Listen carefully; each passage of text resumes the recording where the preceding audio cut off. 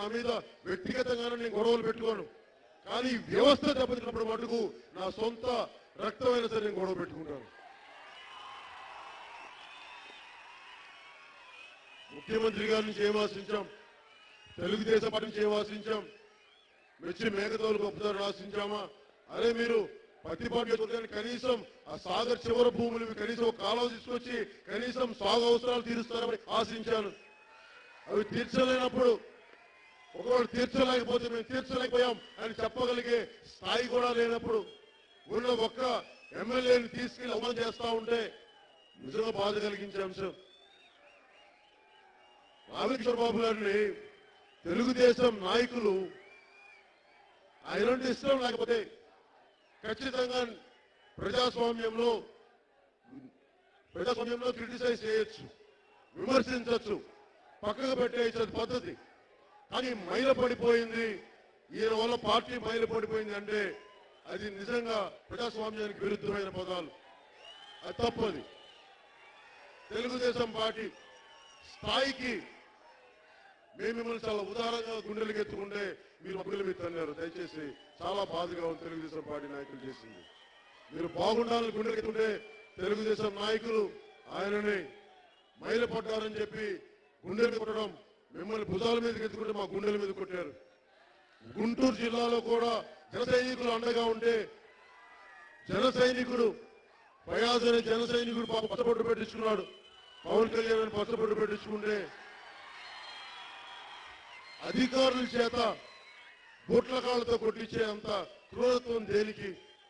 మిమ్మల్ని జన సైనికులు భుజాలకెత్తుకుంది, మా జన సైనికులను బోట్ల కాళ్ళతో తొక్కించాక ఇదే మీరు ఇచ్చేది మాకు?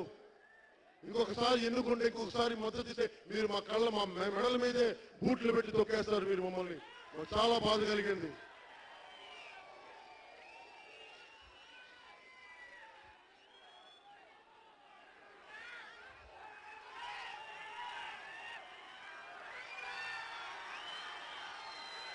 నేను చెప్పింది ఫయాజ్ కష్టపడ్డాడు, తెలుగుదేశం పార్టీకి జనసేన నేను చెప్తే జెండా మోసాడు, దీని మీద కాళ్ళతో తొక్కేశారు, బోట్ల కాళ్ళతోటి.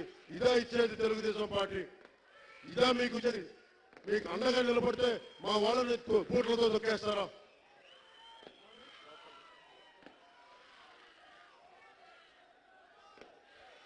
తెలుగుదేశం నాయకులకి పవన్ కళ్యాణ్ జన సైనికులు ఏం చేశారో మీకు తెలుసా? త్యాగం మీకు తెలుసా? ఏమి ఆశించలేదు మీ దగ్గర నుంచి, ఏమి ఆశించాలా? రాష్ట్రాన్ని బలమైన దిశ ఇస్తారని ఆశించాం. మీరు తీసుకెళ్ళి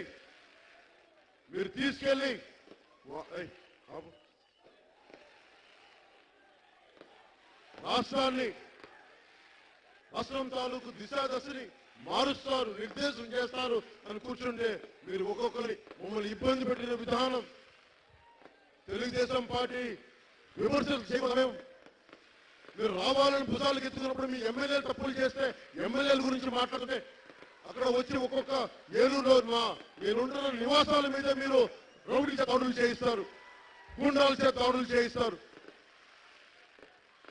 తెలుగుదేశం నాయకులు చెప్తున్నాం,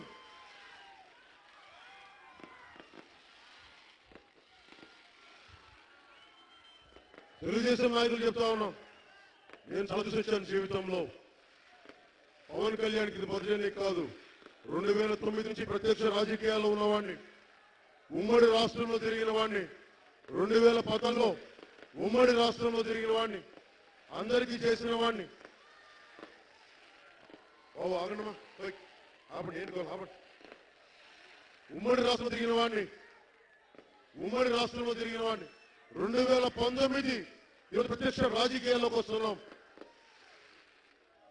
మనం ప్రారంభించినప్పుడు ఎంతమంది ఎమ్మెల్యేలు దొరుకుతారు? అసలు నీకు కుర్రోళ్ళు తప్ప, టీనేజర్లు తప్ప ఒకళ్ళు రారు బయటికి చెప్పారు. ఈ రోజున దాదాపు 130-140 జనసేనే అభ్యర్థులు నిలబెట్టింది ఆంధ్రప్రదేశ్ మొత్తం మీద. మిగతావి బహుజన్ సమాజ్ పార్టీకి, సిపిఐకి, సిపిఎంకి స్థానాలు ఇచ్చింది. అలాగే మన పత్తికొండ, మన తాడికొండ నియోజకవర్గం నుంచి బీఎస్పీ క్యాండిడేట్ గా మన శ్రీ రవికిరణ్ గారిని బీఎస్పీ నాయకులు ఎన్నుకోవడం జరిగింది. వారికి జనసేన మనస్ఫూర్తిగా మద్దతు పలుకుతుంది.